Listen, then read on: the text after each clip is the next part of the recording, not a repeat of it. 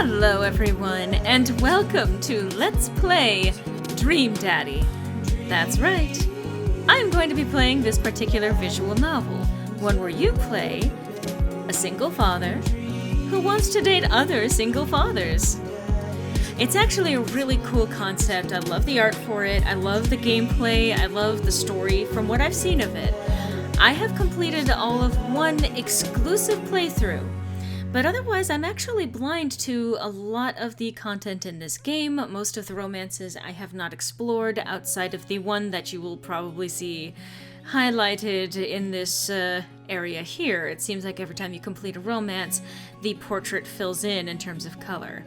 So, without any further ado, let us start a new game. Sleep is important. Make sure you're getting enough. That is actually very important. Zzz. Zzz. So if I could snore. Dad. Zzz. Dad, wake up! So let's see. I'm gonna pretend to be dead. Because that's what I would... Nah, 5 more minutes. Actually, you know what? I tend to wake up pretty damn quick if someone's waking me up, so... I finally open my eyes and sit up. I'm lying in the middle of the living room, spooning a moving box. I yawn and stretch. Morning, Manda Panda. Ugh. Yikes, dad breath. Go brush your teeth. So, one of the first things that they do, I believe... Build that dad. You get to actually create a pretty decent custom figure here. So you can choose between a few different builds. I think you got the athletic tank bod, the thick, and the slim, and they also include an option for individuals wearing binders.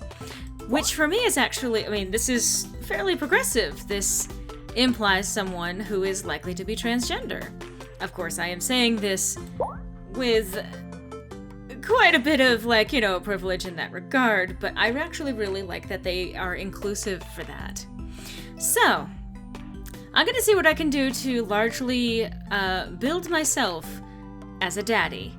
So, all things considered, let's see, let's do shape face. Yeah, I think that's pretty accurate. Let's see, in terms of hair, you know, for the longest time, that was actually my hairstyle, but I have actually since gotten a haircut. Let's see. What would be accurate? I mean, I like all of these. I mean, of course, they have to include Goku, and I believe they also include specific references to both, Danny and Aaron from Game Grumps, because this was made by friends of theirs, not directly necessarily by them, but in affiliation with them. When you open up the Game Grumps logo actually appears on the screen. So I believe these first two are Aaron and Danny, respectively. So, let's see, what hair would be most reflective for what I am now? You know what? I think that was that's pretty accurate. Let's see. I think that should work for hair. Eyes are pretty creative. You can have, like, the total Bishonen eyes. Oh my god, that's an intense stare. Squinty-eyed lad. Gonna get myself brown eyes here. I am very tired, so I think that works. I don't have any particular preference for noses. Yeah, I think that works. Pouty lips, oh my lord. Yeah, okay, I think that'll work. I'm just a smartass, I guess. I think that works. Let's see. Brows should probably also match my... Oh my god, that makes me look evil. Yeah, I think that works. Again, anytime that you have a character creator, it's always going to take hours. Alright, I don't have any glasses, piercings, or clothing, so we're looking good. Okay, we're gonna get clothes on him. Okay. Let's see.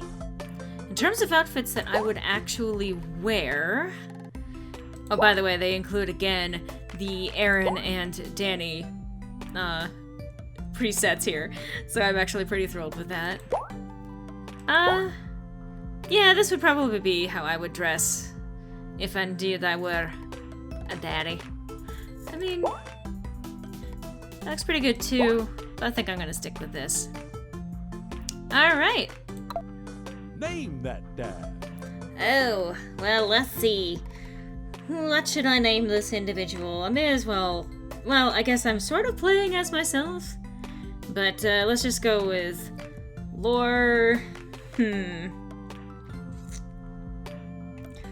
Lorley. Hang on, Daddy. Okay, let's be that dad. Lorley. Be that dad.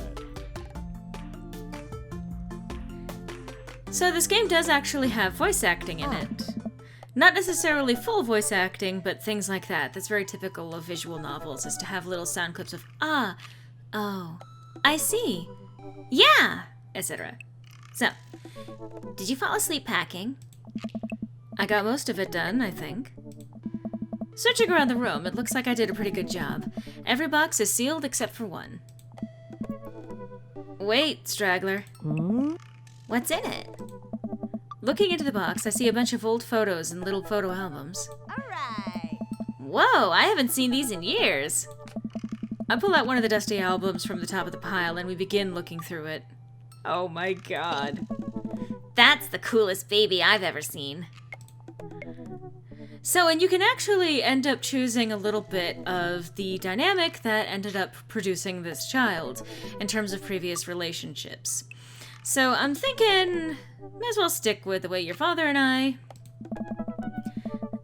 The only way your father and I could get you to stop crying was to put the sunglasses on you. But whenever we tried to take them off, you'd start crying again. You spent the first 2 years of your life with sunglasses on. Again, just indicating that she is indeed the coolest baby.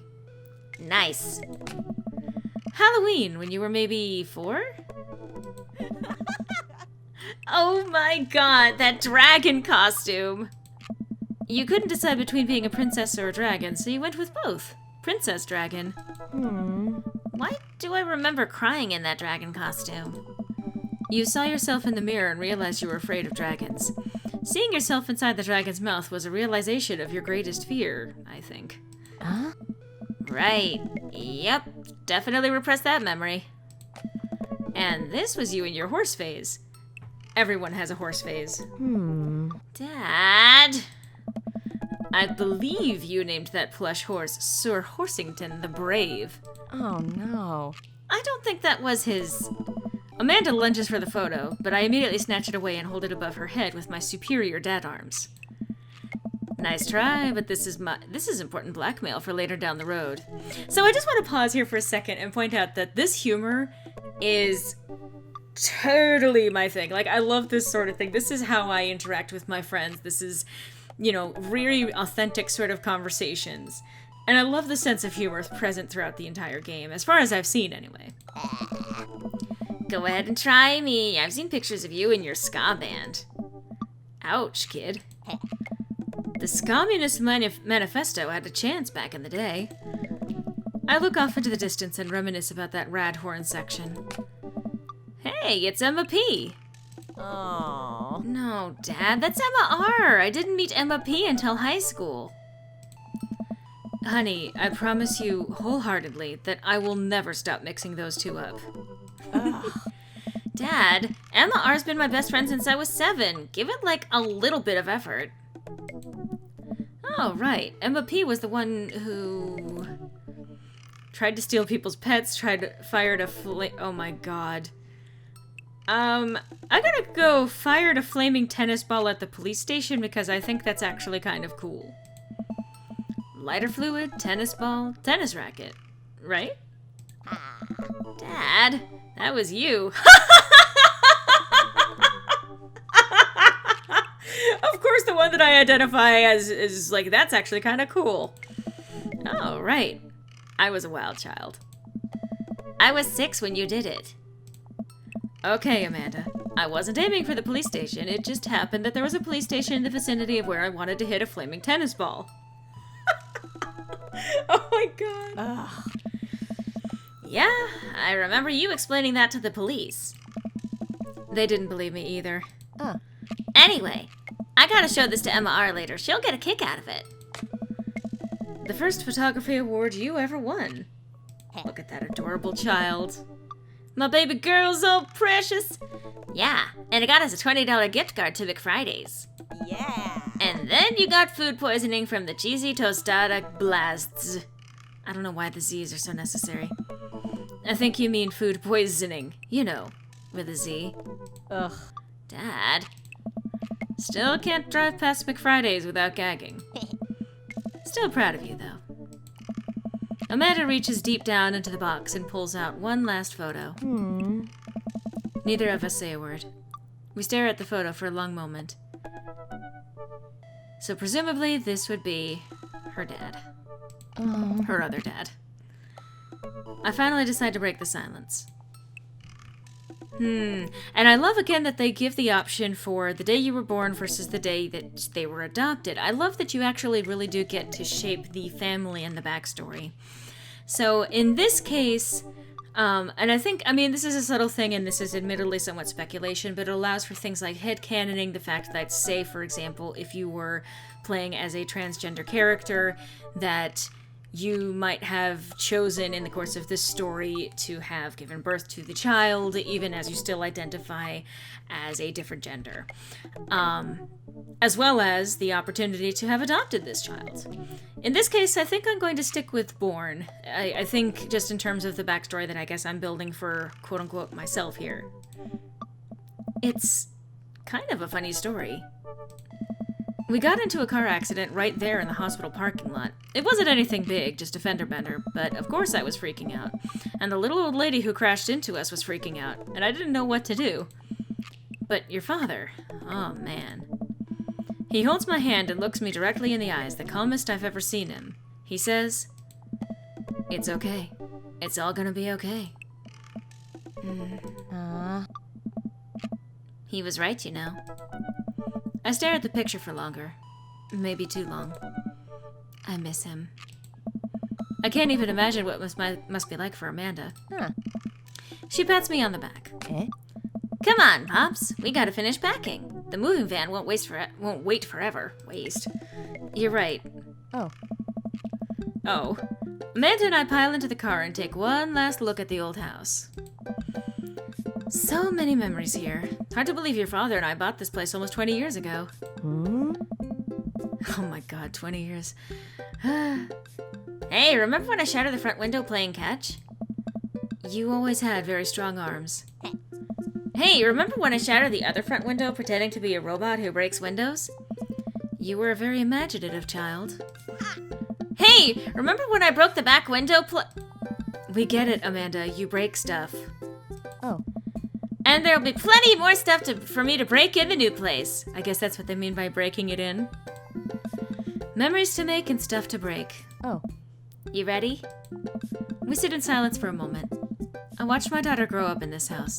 It will forever hold a place in my heart, but it stings a little bit to leave it behind. I'm ready. The moving van begins to pull away, and I get the car into position to follow it. I watch our house, our old house, disappear in the rearview mirror. So what? So, sell me on our cool new pad. I clear my throat and do my best cheesy announcer voice. Nestled in beautiful, scenic downtown Maple Bay, our new house features... Well, let's see. The first thing that I would probably think of... Well, okay. I think this might, interestingly enough, be kind of my first choice. Honey, have you ever had dirty clothes? For most of my life, yes. Well, worry about that no longer, as our new place features machinations that will not only clean your clothes, but dry them directly thereafter. An upper-class luxury, I fear. The concept of clean clothes is no longer in the hands of the fat cats upstairs, sweetie. Anyway, it's also smaller than our last house. Cozier, one might argue. Good spin. Hey! I think it's great. Won't we be closer to a lot of cool stuff that we can walk to, so I don't have to waste gas? And I mean, trying to park downtown is, you know. Amanda, you know you're gonna have to learn how to parallel park at some point, right? Not gonna happen, Pops. I think someone needs to do a 3-point turn on their attitude. Eh?